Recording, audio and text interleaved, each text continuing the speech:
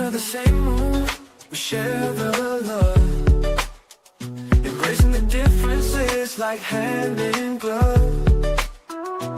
Spreading peace and joy, it's a beautiful sight. Together we shine in each other's light. And now do we stand in love's pure might. Watching the world share in love and light. Hearts beating as one in our peaceful flight. Colors of harmony painting the night. United we stand in love's pure might.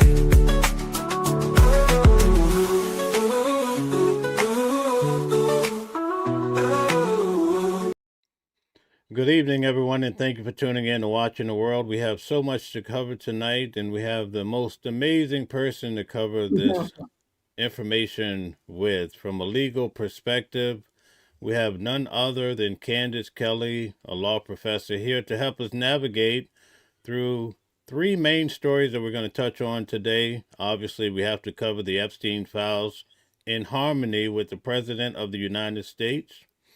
We also have the missing Nancy Guthrie. We really want to get to the bottom of that as well.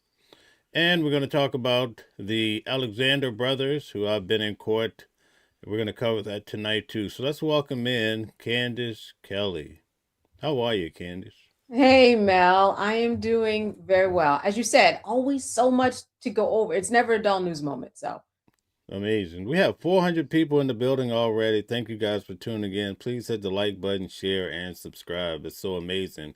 Candice, what do you think about all of the hoopla that's happening with Donald Trump and the Epstein files? oh my goodness. You know, a word comes to mind, and that is distraction. And I'm going to say that for everybody, not just Donald Trump, whose name is mentioned, but for every person that is mentioned in those particular files. Everybody from, Chris Tucker to, our guy over in the UK, what Prince Andrew, who's no longer a prince. Anybody whose name has been mentioned, listen, down to the Clintons who have agreed to testify. We know that Bill Clinton's name was mentioned many, many times, as well as pictures. And in all of that, it seems like things kind of came to a head where they said, you know what, we will go ahead and testify, because the truth was that they were going to be relentless, meaning the Department of Justice, in having them come and testify. So I think that distraction is the word of the day, that everybody whose name is mentioned in here hopes people will be distracted. All right. The President of the United States says that he has really nothing to do with the Epstein files. It's really a hoax, and the country needs to move on. They couldn't find one thing on him. But we have representatives from Washington saying that the president did some terrible things. How do we navigate through this? We just navigate by waiting and seeing, because all of the files have not been released yet, right? They were supposed to have been released by a certain date, but now they're being released in dribs and drabs. And again, I think that the president is distracting to make sure that people are thinking about other things. The other thing is that there has been no smoking gun as of yet. There's been conspiracy theories. There have been people who have said XYZ. There have been emails with the names that have been mentioned, but nothing has specifically said, this is what Donald Trump did. We have a picture of it. Here's the email to connect all of the dots. So that's where we are with a number of people. Of course, there are other people, and I'll pull up their names in a little bit, whose names are connected, who said, oh, you know what? After I found out about Epstein, I never had any contact, only to find out that there was further contact, that there was further contact in order to get together with women. So those are the people who are now stepping down from their jobs, and who are looking at this and saying, let me just back out so I won't be a distraction to my job, to my family, to my work. So I think that that's where we are right now in terms of Donald Trump. Nothing has really been a connection dot to dot specifically.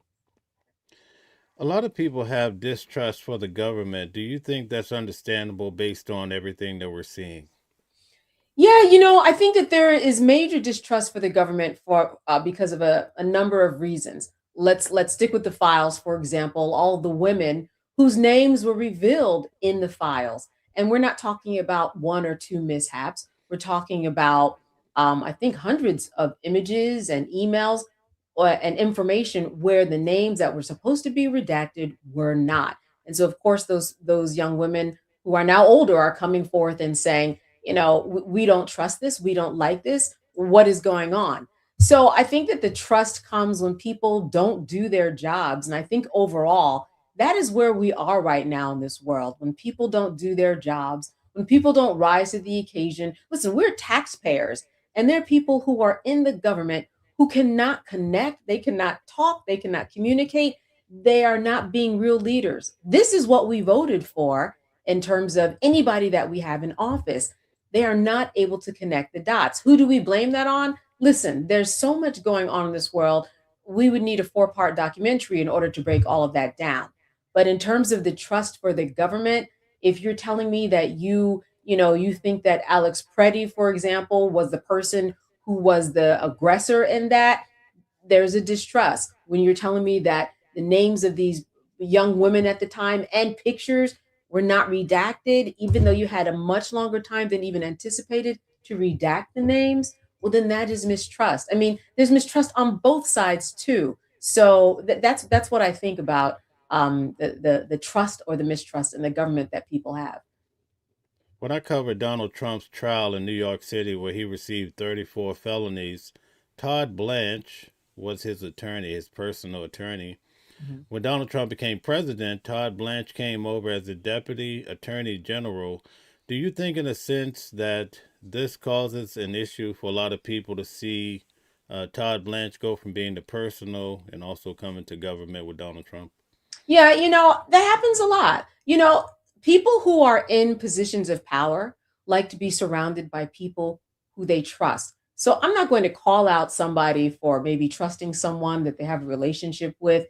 And if they have the skills, right? That's the big difference here. It's a difference between maybe having the skills and coming over because I trust this person. We see people who act in ways that promote nepotism, but these are people who they trust. But you do have to have the skills, right? If we think about Letitia James and James Comey out there in Virginia, and the attorney who actually signed the indictment, she didn't have the experience. That was just fishing for someone who would actually do the job and do what you wanted them to do. And when it shows up like that, that is when it is a problem. But you have to have the prerequisite skills in order to be able to do the job. And even if it's someone who's related to you or when you went to high school with, it's going to be a problem if they can't do the job and that you just hire them just because. And that is where the difference lies, I think. All right, very good. We have a lot of people here on YouTube. We also have 850 people on X viewing. Could you tell everyone what you do and who you are? Well, I'm Candice Kelley, and I teach a series of classes at Rowan University. One of them is media law. I also teach journalism. So that last week, and it will continue to be a very big week for journalism and how journalists are treated out here in the world. I also formally hosted a podcast called Not All Hood, and I am going to be launching something soon while continuing to do work with you. But you can follow me at Candice Kelley TV or Candice Kelley Live on Instagram. Some of these platforms are new for me in terms of me starting my own show, but that is who I am. Okay, very good. A lot of people are really going crazy with this whole idea that Steve Bannon has said there'll be ICE at the polls. What do you think about the midterm election surrounded by ICE? So there's going to be a lot of lawsuits that have come about, if they haven't come about already. I mean, we are already laying the groundwork and the seeds so that people will not be intimidated at the polls. And that's really the goal here. You have a right to vote, and you have a right to vote without being intimidated. And that's why all of this is such a problem. If you are someone who might have a certain status that is questionable, then you're not going to feel comfortable at the polls. And so we're going to see a series of lawsuits. And ultimately, Mal, it's just going to be adjudicated in court before we get to the midterms. And so the judges will decide. And I think that that's what the outcome of this is going to be a series of cases. We'll see how the courts decide. And I would doubt that ICE would actually be at the polls. Now, there's a question in terms of voter irregularity and people who are not on certain registrations. That's one thing, but that has to be taken care of beforehand, right? You can't catch somebody. What are you going to catch somebody red-handed and check them as they leave the polls? It's just kind of nonsensical. And it seems that there's work that could be done beforehand, like we have in the past, in order to figure out who might be legal and who might be not legal in terms of having the right to vote. Okay, very good. Thank you so much. Let's switch gears here and talk about the missing Nancy Guthrie. What do you think about that? Yeah, I've seen some reports of who they're pointing fingers possibly at, possibly Nancy's son-in-law. Um, and that's certainly what people and the police will be looking at first, people who are in the family. Um, it's really troubling. I do think it was a nice and interesting gesture that the president called Savannah Guthrie and to say that he would help her in any way possible. I think, like many people, I thought when this was all first reported that there was some type of Alzheimer's. Did you think that, like before the reports? Didn't it seem to make sense that maybe she was not mentally um, all there? But it wasn't the case. Did you think that that was possibly in play here? Yeah, usually that's a possibility. Yeah, yeah. And so what we have found out is that that is not the case, that she is 100% of sound mind, but there's certain meds that they're concerned about her not having. They said that she can't walk 50 feet on her own. All of this seems to be pre-calculated. All of this seems to be premeditated. Apparently there was a ransom note talking about transferring money in the form of Bitcoin. I think they are very, very close to getting to who did this. Again, the person who is on the table for now is who would be Savannah's brother-in-law and her mother's son-in-law. Yes, indeed. I kind of felt like when they said the family dropped her off late at night, I kind of felt like they would be looking in that direction. What did you think? Yeah, because they were the last ones to see her and they were the last ones to know exactly where she was. It did strike me that, wow, she was living alone. I know a lot of older people live alone. It seemed a little bit deserted. I'm just thinking about if I were her age and out there, beautiful home, but it seemed to be in the middle of a place where if I screamed, somebody wouldn't be able to hear me. They didn't say anything about a healthcare aid or anything of that nature, so she seemed like a prime suspect or target, if you will, in this case. So that's what I took away, especially when I saw the video and reporters that were there. Um, yeah, I just really wish the best for her.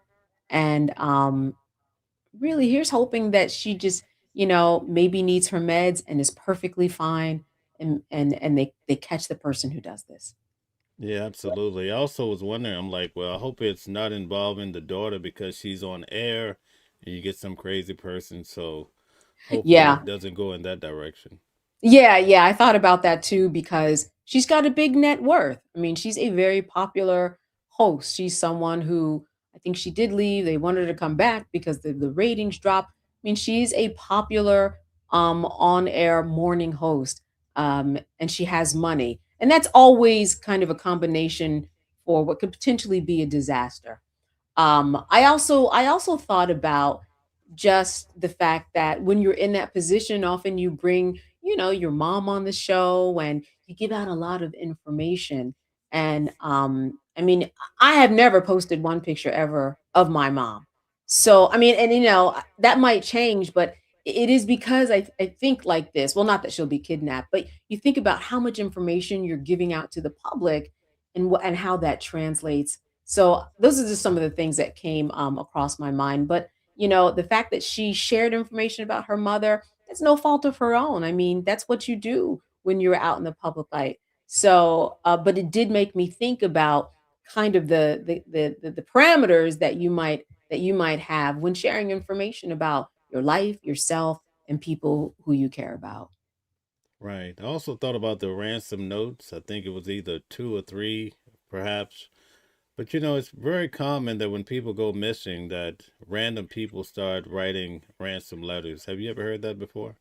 Yeah, there's something about being in the spotlight that people just love that is increased in the age of social media. This is why when there's a hotline for evidence or tips that you might get 1,000 calls. Now we know 1,000 people were not involved in this. You know what I mean? So you've got 995 of those calls that they just want to be involved or that they just want to say, I was a part of this or act like they because it's something that is in the limelight and people like to go towards the light, if you will.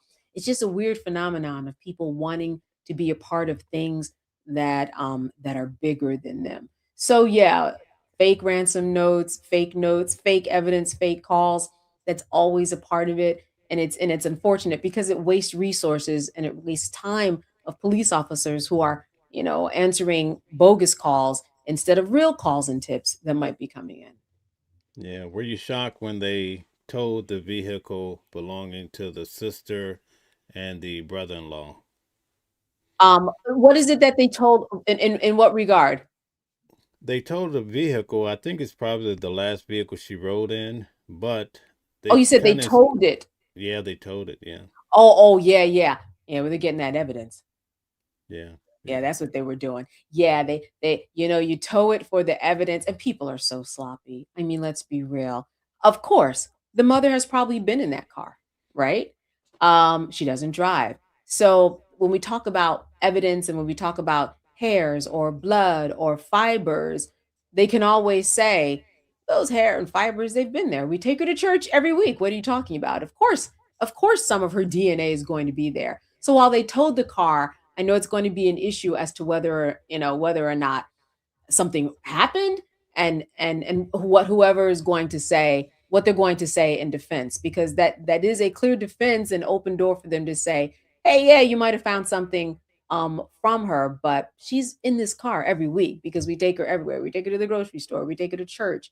So I'm sure that there's going to be a lot more that comes out of that they have to sort out. All right. We do appreciate all the support we're getting tonight. Over 1,000 people Hey everybody. watching the world, right? That's so amazing. Lolly says there are actually lots of people that have done that. Lots of people confess to murders they didn't commit, also. Yes, yes. Lolly agreed.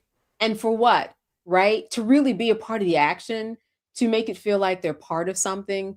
A lot of people are loners who just want to connect in some way. And a lot of people just are not mentally together because that's what I mean, that's not someone who is all there who interferes with a police investigation and says that they actually committed these murders. Why would you do that if you were of sound mind? I think I can say that. Yeah, yeah, absolutely. Also, I'm not sure if you heard about it, but Little John, I'm pretty sure you're familiar with his music, but Yeah. his son went missing. I think he's around 28 years old. So, the last Oh, time I no, checked, I he is. didn't hear that. Yeah, that's breaking news today. So I figured I would just share that to you. It must be terrifying to have your son missing. Yeah, it must be terrifying, especially when you are in someone who is a position of power, right? Now, people get kidnapped and taken all the time. But especially those people who have money, you have to be a little more careful. Then again, there are so many things going on with every age group, just depression and fear and loneliness. You don't know what happens when someone disappears. It's not always a kidnapping. Somebody might have just walked away because they didn't like their life. Or someone, I mean, he could be hurt or sick or in an accident. There's so many ways that this could go, but one thing we know for sure, it is very scary as a parent when your child has left.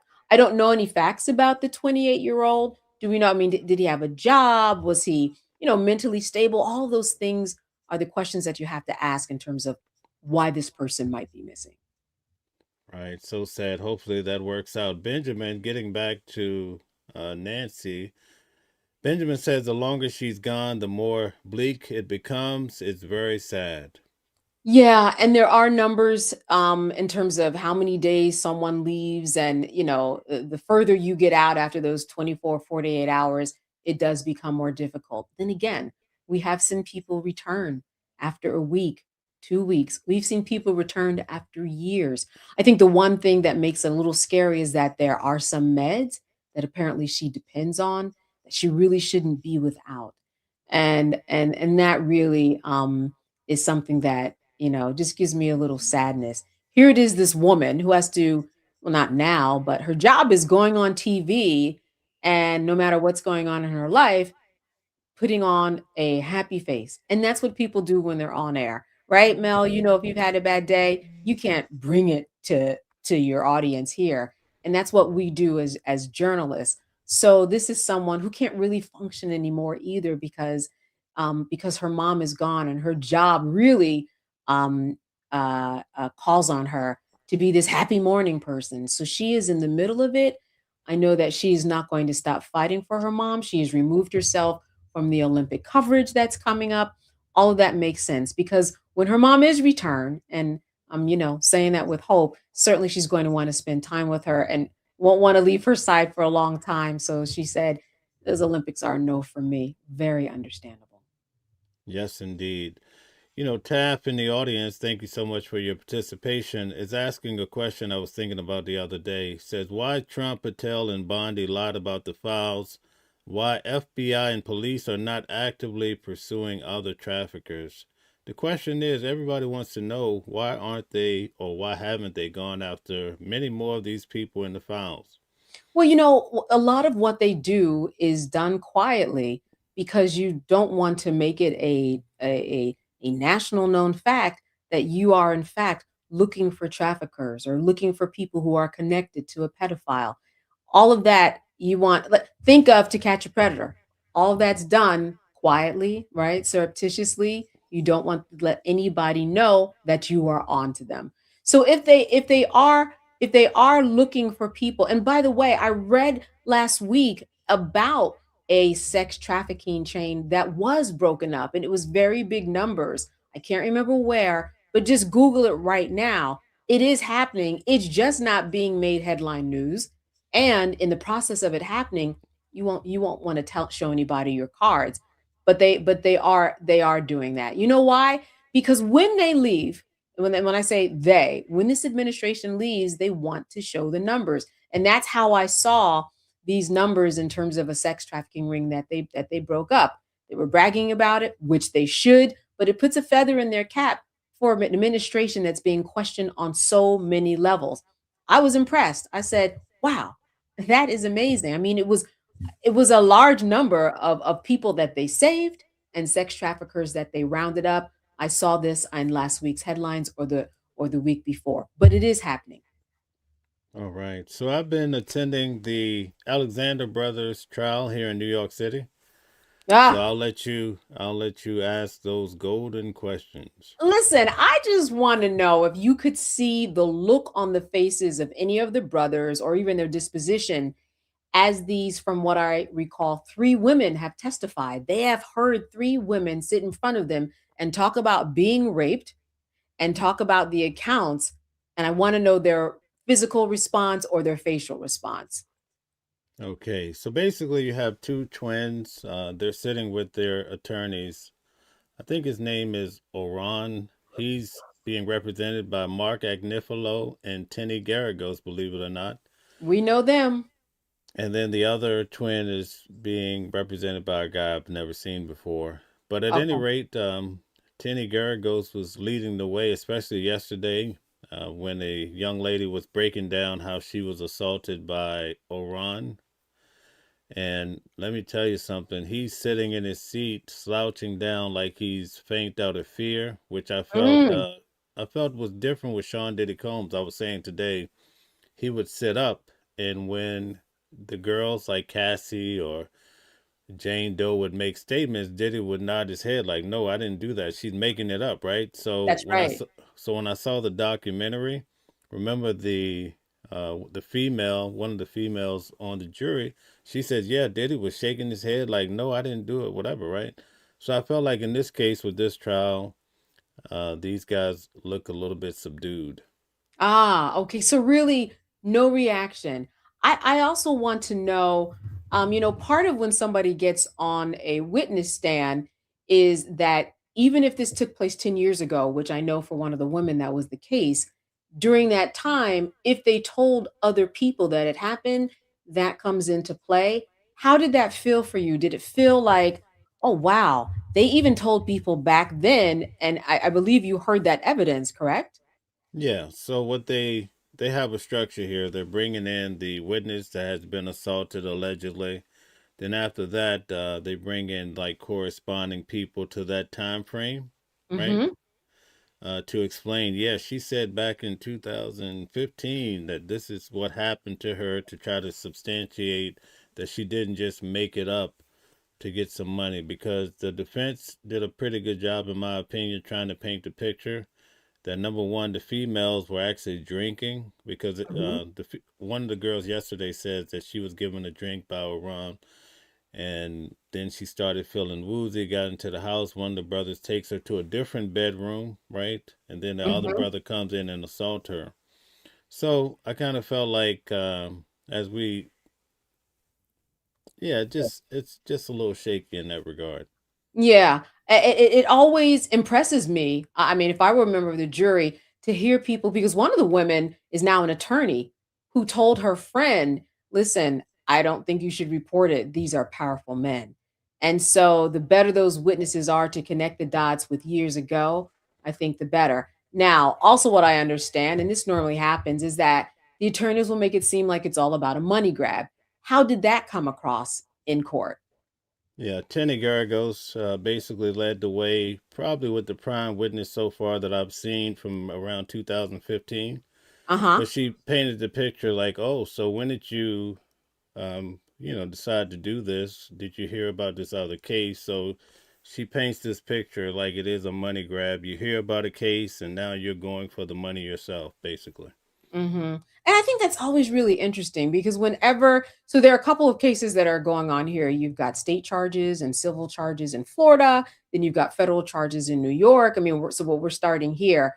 But I don't the money, and maybe because this is because I'm in it, and maybe this is how you feel too. But the fact that people are asking for money, that never bothers me. I mean, that's why we have a court system so that you can ask for money from people who have done you wrong because in the process, these women or even outside of these women, typically what happens is that someone is unable to perform in their job, perform in their life, they have mental distress. So yeah, the money's on the table and that's the way the system is set up for you to get money. I'm never bothered that somebody asks for money. It's up to the jury at the end of the day.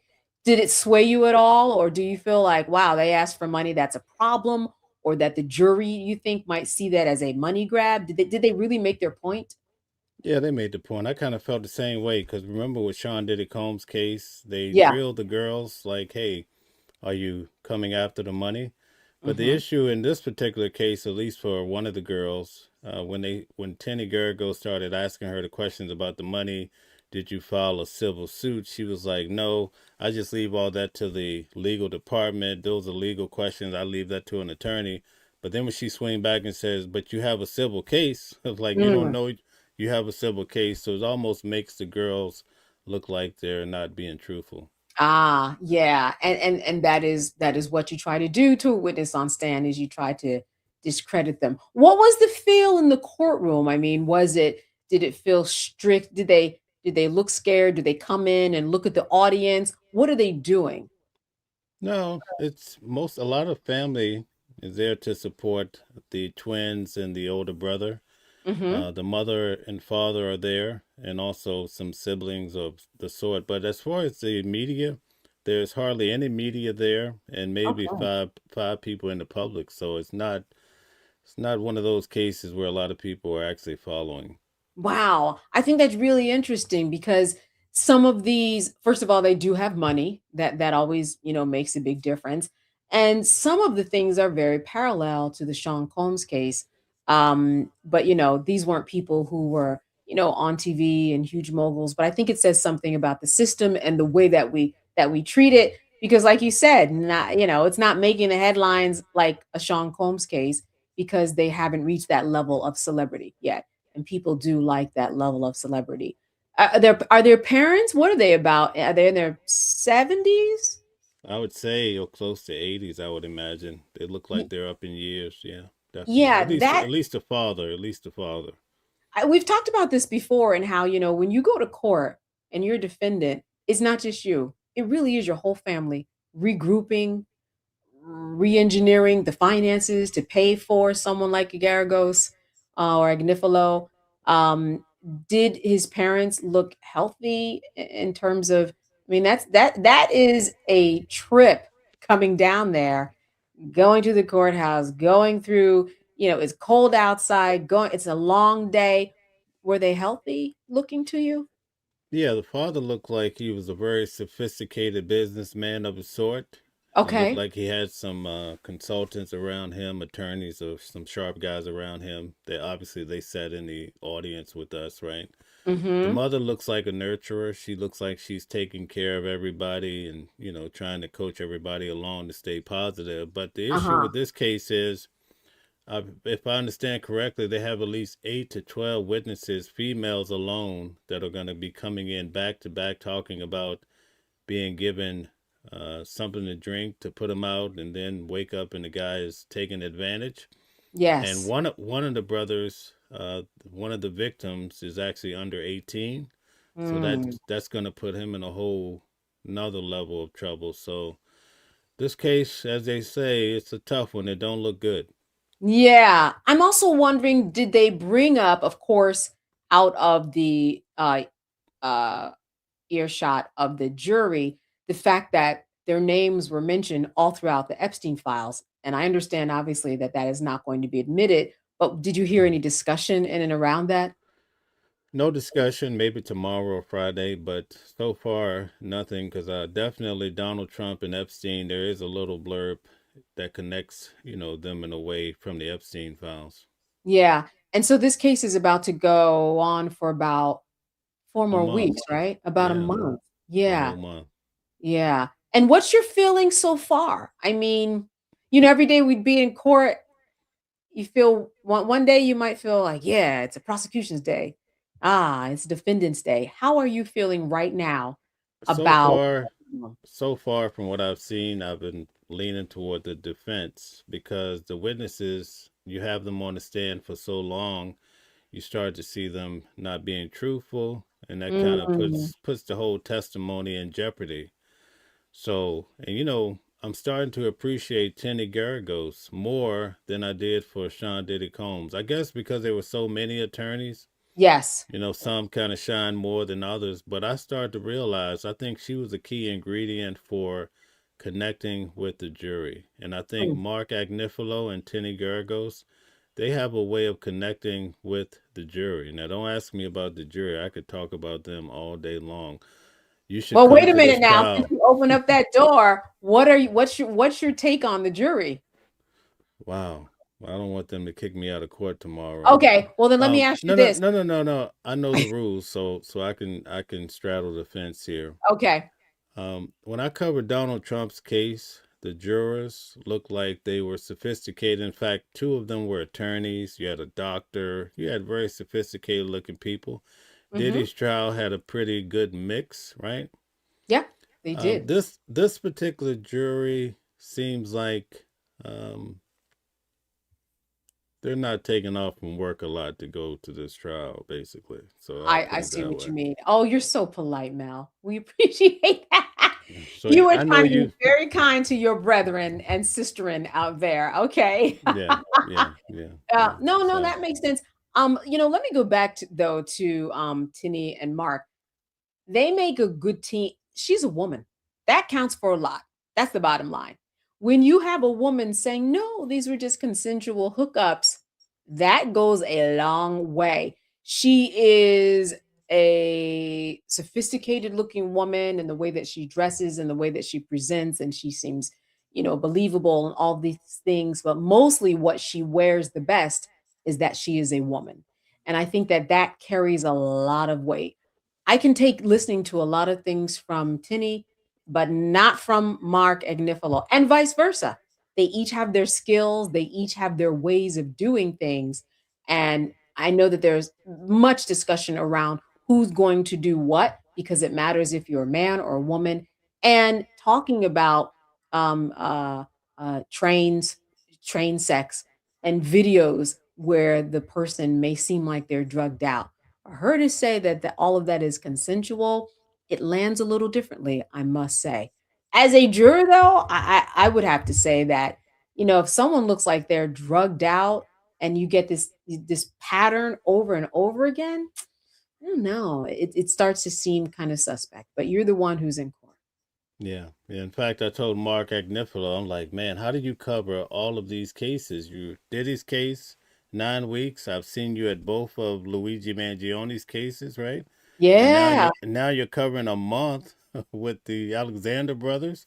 yeah, You yeah. know, like how do you do this? But let me tell you about the judge in this case. I've never seen anything quite like her.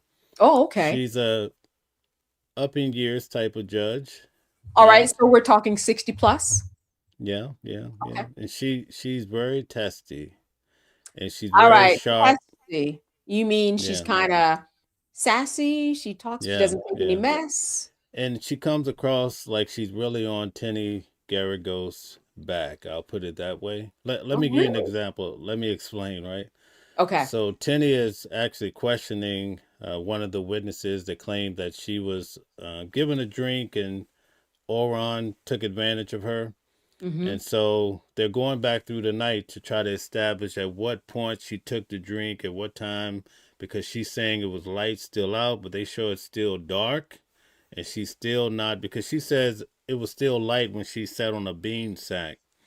But from all the pictures, you can't really develop. It gets extremely dark, and you never see her sitting on this blue bean sack or whatever, right? So they show the picture, and Tenny is talking about a girl that's in one of the pictures, and she Mm-hmm. says, "Do you see the girl there?" The judge says, "It's not a girl, it's a woman."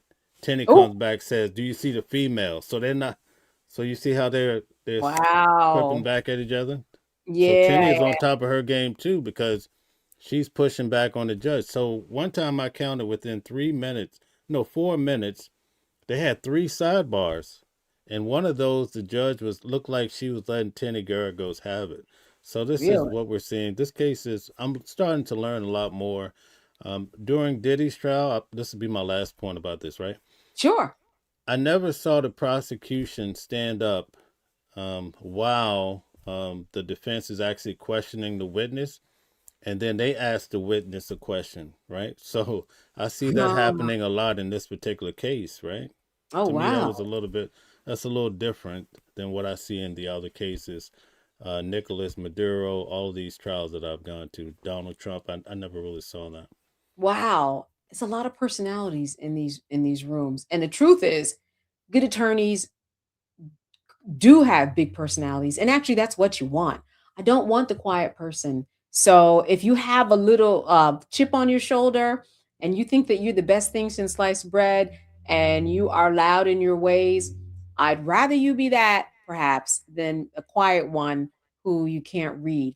But it's a lot of personalities that are coming in there that the judge has to manage. And then you, as an attorney, kind of have to read the judge and other people in the room. So it's always a lot going on.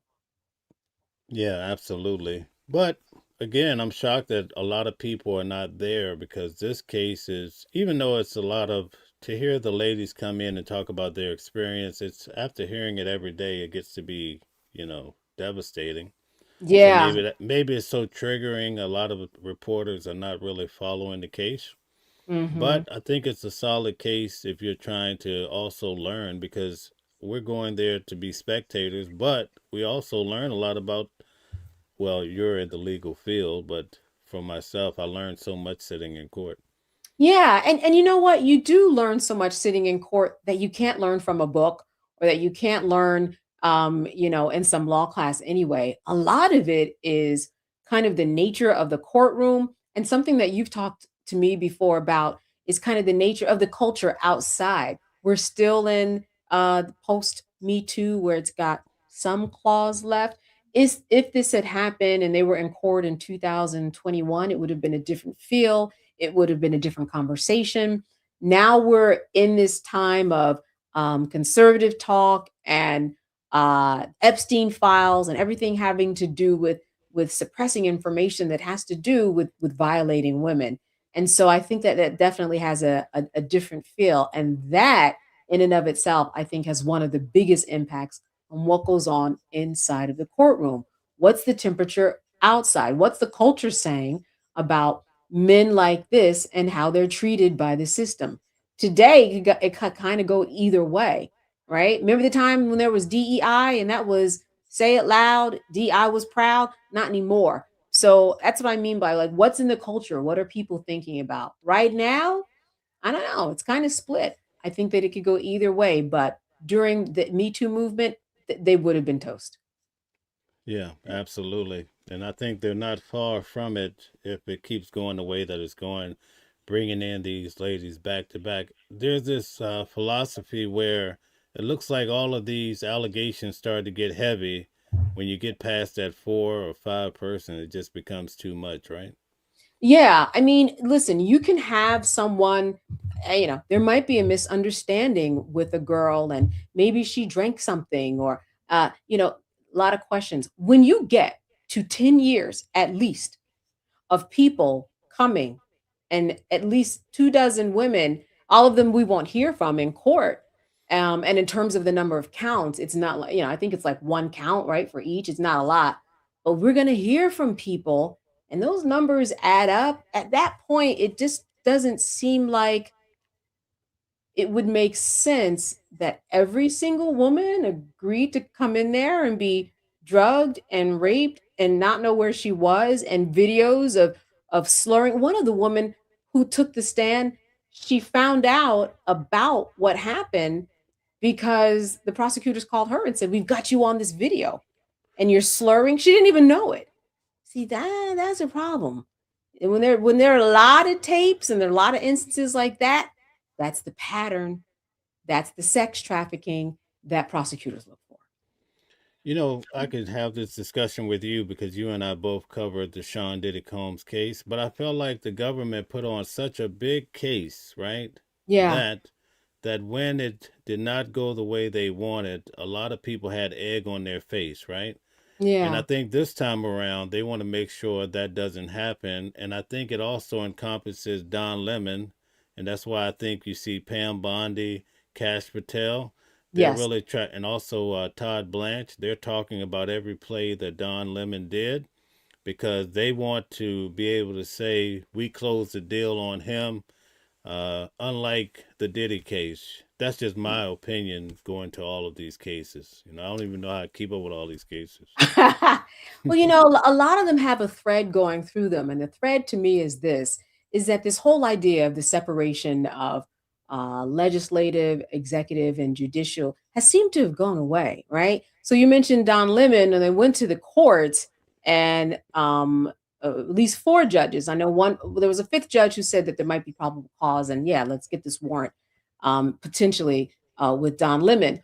But we know that it went through the system and the judicial level, and then they meaning the Department of Justice circumvented it and went back in and got an indictment. So it seems to be that everything is morphing together and there's no respect now for the separation of powers. I do think you're right in that Pam Bondi, Department of Justice, Trump, they want to put a feather in their cap with Don Lemon.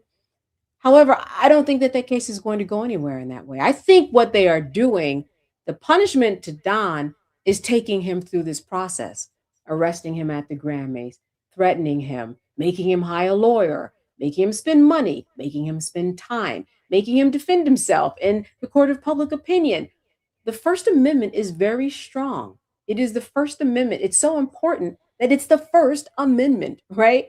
So I don't think that it's going to come out the way they want to, but they would have already achieved their goal in dragging him through the process. I think that's the major punishment that they want Don Lemon to have.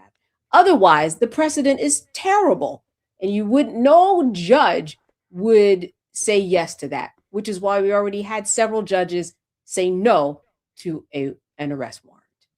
All right. So we're down to our last 5 minutes. I want to talk to you about a really serious matter that I've been considering lately, and I'm going to use Jay Z as an example.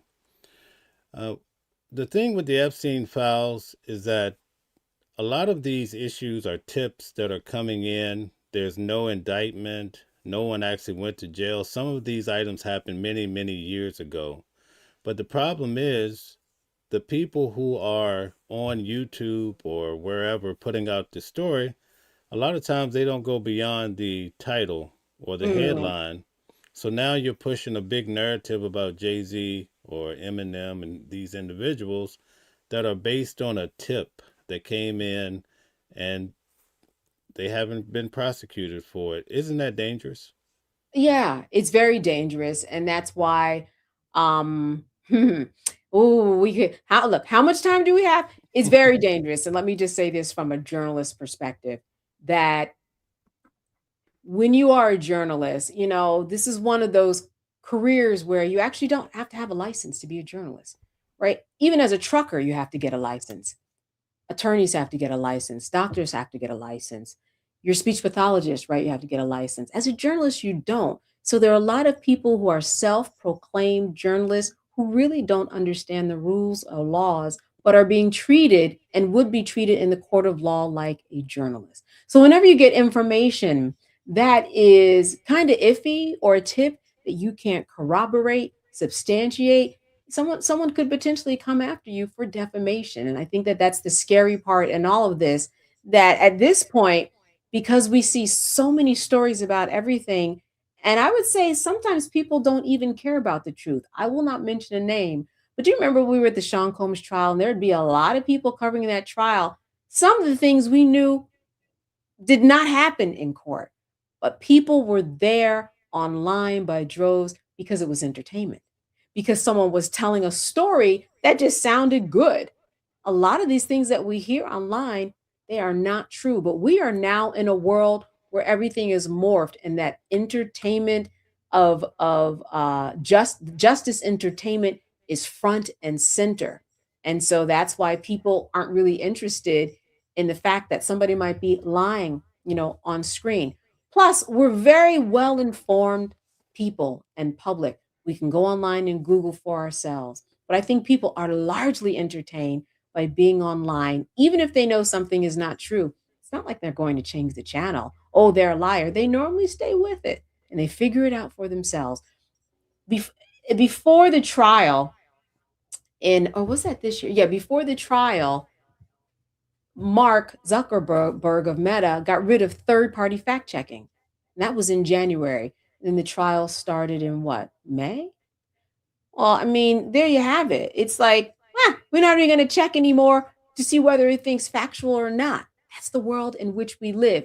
It is the wild, wild west. And the thing about the court system is that they don't have enough cases in the world of social media or AI to have a lot of precedent to figure out what the heck to do. And so we're in the middle of history that's being made. That's how I look at it. Anything that we see right now is kind of the baseline precedent in this world of the new media that you and I are doing. All right. Maybe next week we can get into Georgia. There's a Oh, sealed individual that might be facing a criminal case. Have you oh, seen okay. that? Oh no, I was thinking that you were talking about the Fulton with the voting records that they took from there. No, we definitely have to revisit that. I'm very interested in hearing what you're talking about. Yeah, yeah. There's a sealed person there that I think they're going after criminally. So we'll have to check it out next week. All right, we'll unseal that document, Mel.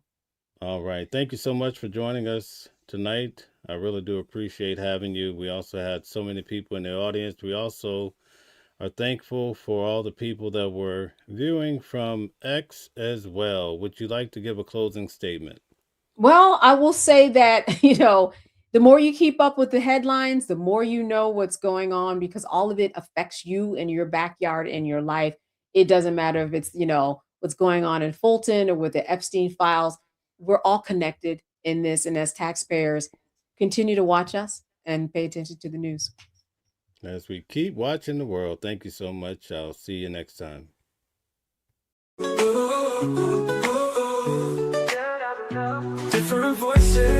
with the same song.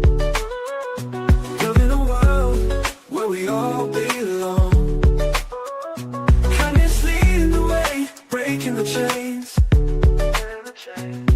In the symphony of love, the theme remains.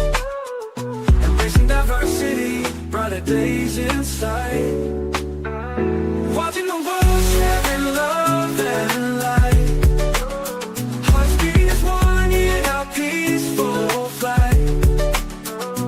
Colors of harmony, painting the night. United we stand in love's pure might.